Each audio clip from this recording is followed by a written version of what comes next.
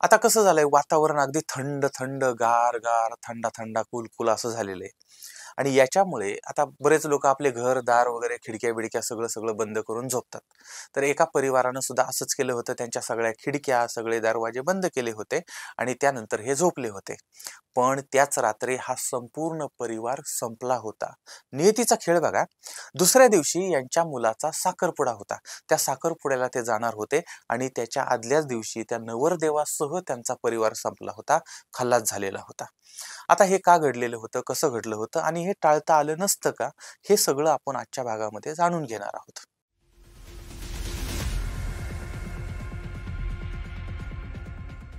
तर यासाठी आता आपल्याला जायचं आहे गुजरातमध्ये. गुजरात या ठिकाणचं प्रसिद्ध ठिकाण आहे गोध्रा. त्या ठिकाणचं वृंदावन नगर आहे, वृंदावन नगर 2. त्या ठिकाणचं बमरौली रोड आहे. आता या भागामध्ये राहणारे कुटुंब आहे दोशी कुटुंब. दोशी म्हणजे आडनाव दोशी आहे. तर त्यांचं वर्धमान ज्वेलर्स नावाचं सोनाराचं दुकान आहे. म्हणजे हे सोनार परिवार आहे, सराफाचा परिवार आहे. पण सध्या ते घरीच होते, कारण त्यांच्या मुलाचं लग्न तयारी चाललेली होती. साखरपुडा होता, त्यासाठी त्यांना बलसाडला वापी या ठिकाणी जायचं होतं. आणि त्यामुळे मग त्यांचं ते आता सगळी गडबड गडबड, सगळं सामान साहित्य विकत घेणं, कपडे घेणं, हे करणं ते करणं असं होतं. आता या परिवारामध्ये 4 लोक होते. एक होते मुख्य कमल दोशी. यांचं वय साधारण 50-55च्या आसपासचं होतं. त्यांच्या पत्नी आहे, त्यांचं नाव आहे देवलबेन दोशी. या साधारणपणे 40-45च्या आसपासच्या आहेत. आणि यांचा लहान मुलगा आहे, त्यांचं नाव आहे राज, तो 22 वर्षाचा आहे. आणि यांचा मोठा मुलगा ज्याचं आता लग्न आहे, त्याचं वय 24 वर्षाचं आहे, त्याचं नाव आहे देव. तर अशा पद्धतीनं देवचं लग्न आहे आणि ते सगळी जोरात तयारी चाललेली आहे. पण लग्नाऐवजी सगळं भग्न होणार होतं आणि त्या रात्री यांच्यासाठी शेवटची रात्र ठरणार होती. तर गुरुवार होता, जेवण झालेलं होतं आणि रात्री उशिरा सगळे झोपले होते. पण वातावरण प्रचंड थंडगार होतं आणि गारवा जास्त वाढला होता. त्यामुळे सगळे दारे खिडक्या वगैरे सगळं पॅक बंद, सेल बंद केलेलं होतं आणि गाढ सगळे झोपलेले होते. आणि याच काळामध्ये म्हणजे साधारणपणे मध्यरात्रीचा सुमार झाला होता आणि तळमजल्यावरती काळोखामध्ये काही क्षण फट किंवा चट अशा पद्धतीचा आवाज झाला आणि सोप्याच्या बाजूला असलेल्या वायरमध्ये शॉर्ट सर्किट झालं आणि त्यानंतर एक छोटीशी ठिणगी त्या ठिकाणी पडायला लागली आणि सोफ्याने पेट घेतला. काही मिनिटांमध्ये, काही वेळामध्ये जाड आणि काळा धूर त्या ठिकाणी पसरायला लागलेला होता. आता घराच्या काचा बंद होत्या, खिडक्या बंद होत्या, व्हेंटिलेशन होत नव्हतं आणि धूर बाहेर पडून जात नव्हता आणि त्याच्या संपूर्ण धूर जो आहे तो घरामध्ये पसरला होता. त्याचा काही आवाजही जास्त झाला नाही किंवा त्याच्या अग्नीही जास्त भडकला नाही, पण धूर मात्र जास्त होत होता. आणि त्यानंतर त्याला स्मोक फायर वगैरे असं म्हटलं जातं. म्हणजे आग कमी पण धूर जास्त, ज्वाला कमी धूर जास्त, आणि त्या सगळ्यात जास्त घातक होत्या. आणि मग त्या पहिल्यांदा त्या घरामध्ये कार्बन डाय मोनॉक्साईड जो आहे किंवा कार्बन डायऑक्साईड ह्यांचं घनदाट थर असा तिथं निर्माण झाला होता आणि झोपेत असलेल्या व्यक्तीला कळत सुद्धा नाही किंवा कळलं सुद्धा नाही आणि डोकं जड होणं, चक्कर येणं, श्वास कमी पडणं आणि 1-2 मिनिटांमध्येच बेशुद्ध आणि त्यानंतर कायमचं शांत, अशा पद्धतीनं. म्हणजे आग नाही, आवाज नाही, किंकाळी नाही, फक्त धूर आणि मृत्यू. आता त्या कुटुंबातील 4ही जण म्हणजे वडील, आई, मुलगा, दोन्ही मुलं हे त्या वरच्या खोलीमध्ये होते आणि गाढ झोपलेले होते. आणि धुरानं मग ज्यावेळेस त्यांना जाग आली, पण त्यांना पळण्याची संधी सुद्धा मिळाली नाही आणि त्याच्यानंतर ते कायमचे त्या ठिकाणी शांत झाले. आता पहाट झाली. शेजाऱ्यांनी पाहिलं की बाबा यांच्या घरातून काहीतरी धूर बाहेर येतोय. आता एवढ्या सकाळी सकाळी धूर येतोय वगैरे वगैरे, त्यामुळे त्यांनी दारावरची बेल वगैरे वाजवली, पण कोणीही दरवाजा उघडला नाही. आतमध्ये स्मशान शांतता होती. आता ह्यांच्या मनात मात्र शंका निर्माण झाली की असं का नक्की. त्यानंतर मग त्यांनी अग्निशामक दलाला बोलवलेलं आहे. फायर ब्रिगेड त्या ठिकाणी पोहोचलेलं आहे. ते पोहोचल्यानंतर अगोदर त्यांनी त्या घराच्या खिडक्या फोडल्या, त्यानंतर धूर बाहेर काढला, त्यानंतर मग आत प्रवेश केला. आत प्रवेश केला तर आतमध्ये सगळा धूर होता आणि नंतर ते वरच्या मजल्यावरती ज्यावेळेस गेले त्यावेळेस पाहिलं तर 4 जणांच्या बॉडी त्या ठिकाणी पडलेल्या होत्या. आणि जी खोली काल साखरपुड्यासाठी, हसण्यासाठी किंवा त्या आनंदासाठी भरलेली होती, ती आज निशब्दपणे मृत्यूनं त्या ठिकाणी थैमान घातलेलं होतं आणि सगळे 4 जण निर्जीव अवस्थेमध्ये पडलेले होते. ज्या घरातून देवदोशीचा साखरपुड्याचा प्रवास सुरू होणार होता त्याच घरातून या 4ही जणांची अंत्ययात्रा निघालेली होती आणि गोध्रा शहराचं म्हणजे ज्यांनी ज्यांनी ऐकलं त्यांचे डोळे पाणावले होते.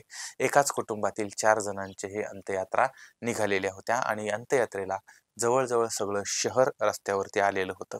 अशा प्रकारची ही दुर्दैवी घटना घडलेली होती. आता आपल्या मनामध्ये प्रश्न निर्माण होतो की धुरामुळे संपूर्ण परिवारच्या परिवार संपला, पण कसं काय? म्हणजे आपण तर रोज धुळीमध्ये असतो, रोज धुरामध्ये असतो, गाड्या सारख्या जातात येतात. मग अनेक वेळा आपल्या नाकात सुद्धा धूर जातो वगैरे. मग आता हे कसं काय घडलं असेल? तर लक्षात घ्या की धुरामध्ये असणारे जे वायू आहेत त्याच्यामध्ये कार्बन मोनॉक्साईड म्हणजे CO, त्यानंतर जे आहे कार्बन मोनॉक्साईड हे रक्तातील ऑक्सिजनची जागा घेतं, म्हणजे ऑक्सिजन फारच अगदी संपूनच टाकतं आणि ते स्वतः त्या ठिकाणी जातं आणि शरीराला ऑक्सिजन मिळत नाही, त्याच्यामुळे श्वास रोखला जातो आणि सायनाइड कंपाऊंड या ठिकाणी तयार होतात. कधी कधी फर्निचर जळत असताना अशा गोष्टी घडतात आणि नर्वस सिस्टीम जी आहे ती पूर्ण फ्लॅट होऊन जाते आणि कार्बन डायऑक्साईड ह्याचं प्रमाण वाढतं. त्यानंतर मग श्वास घेता येत नाही किंवा घेतला तरी त्याचा उपयोग होत नाही आणि काही वेळाच बेशुद्ध आणि ऑक्सिजनची कमतरता, अंतर्गत अवयव बंद आणि शेवट होतो. तर अशा पद्धतीनं हे घडतं. आता हे जर असं झालं तर काय केलं पाहिजे? तर सगळ्यात अगोदर जर असा धूर घरामध्ये सुरू झाला तर पहिलं दरवाजा, खिडक्या वगैरे लगेच उघडल्या पाहिजेत की जेणेकरून बाहेरची हवा आत येईल, आतली हवा बाहेर जाईल आणि व्हेंटिलेशन होईल आणि त्याच्यामुळे शुद्ध हवा जर आली, चांगली हवा जर आली तर अशा गोष्टी टाळता येतील. आता जर समजा असं असून सुद्धा किंवा बऱ्याच वेळा अचानकपणे काहीतरी असं घडलं की जेणेकरून आता काहीच करता येईना, तर काय करायचं? म्हणजे खिडक्या वगैरे उघडणं शक्य नाहीये, मग काय करायचं? तर आपण बऱ्याच वेळा लोक काय करतात की मग रुमाल घेतात आणि नाकावरती वगैरे लावतात. तर तसंच करायचं, पण तो रुमाल जो आहे तो ओला करून घ्यायचा, म्हणजे पाण्याने भिजवून घ्यायचा. जेणेकरून ज्यावेळेस तो नाकावरती ठेवला जातो त्यावेळेस त्याच्यातनं जेव्हा श्वास घेतला जातो त्यावेळेस ऑक्सिजन कमी येतो, पण बाकीचा जो वायू आहे, धूर जो आहे तो त्याच्यातनं आत येत नाही किंवा कमी येतो आणि याच्यामुळे माणूस काही काळ जगू शकतो. त्याच्यानंतर जर आता घरामध्ये धूर झालाय, धूर झाल्यानंतर कधीही उभं राहून असं ताठ मानेनं चालायचं नाही. मंदिरात कसं जातो असं खालून का धूर कसा वरती जातो ना, तर आपण काय करायचं, खालून चालायचं किंवा खाली असं वाकून चालायचं जेणेकरून आपल्याला तो धूर कमी प्रमाणात लागेल. धूर तर घरभर धूर असल्यावरती तो लागतोच, नाही असं नाही, पण खाली वाकून गेलं, सरपटत गेलं तर ते कमी प्रमाणात लागू शकतो. त्याच्यानंतर बऱ्याच वेळा काय होतं की असं जर काही घडलं कधी तर माणूस दरवाजाकडे जातं आणि दरवाजा उघडण्याचा प्रयत्न करतो. पण पहिल्यांदा दरवाजाला हात लावून बघायचा, दरवाजा गरम आहे का?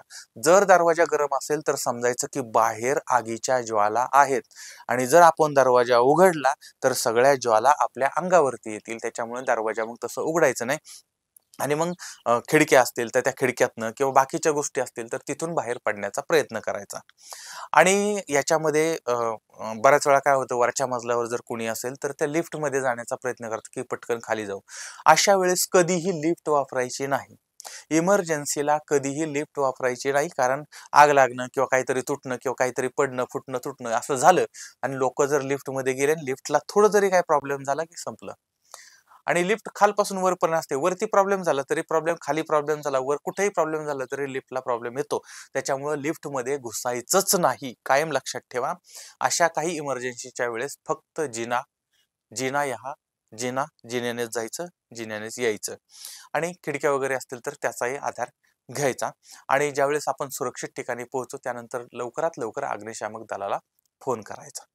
तर आता या गोष्टी थोडंसं तुम्ही समजून घ्या आणि भविष्यात अशा घटना घडू नयेत याच्यासाठी आपण सगळ्यांनी ती काळजी घेतली पाहिजे. बरं, आता याबद्दलचं तुमचं अजून काय मत आहे तर ते सुद्धा मला जरूर कळवा. पुन्हा भेटूया पुढच्या भागामध्ये एका नवीन विषयासह. तोपर्यंत धन्यवाद.